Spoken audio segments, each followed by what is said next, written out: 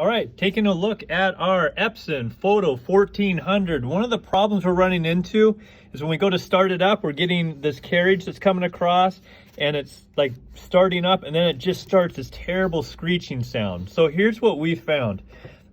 This piece right here, which is this rubber piece, I believe it runs on the bottom of this carriage and cleans it. That piece gets ink down here in the side of it, and that causes it to like gum up and it doesn't move very easy. So how this works is that you can take, let's see, sorry if I can keep it, you can actually take your finger and rotate it where it should rotate right down inside there.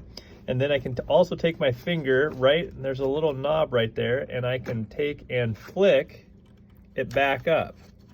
Now what we found is the best way to clean this is to take a syringe, some isopropyl alcohol, and if you move this over and put it right on this edge, and then you just squirt a little bit in there, like all right along here, that gets right down on kind of that hinge that lets this move back and forth.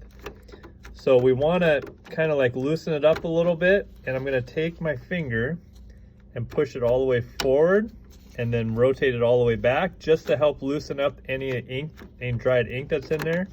This one's already softened up a little bit. So let's see if I can maybe come over at it from a little bit of an angle so you can see right here. So yeah, it's this rubber piece. I'm just gonna take and push it all the way forward and then come all the way back.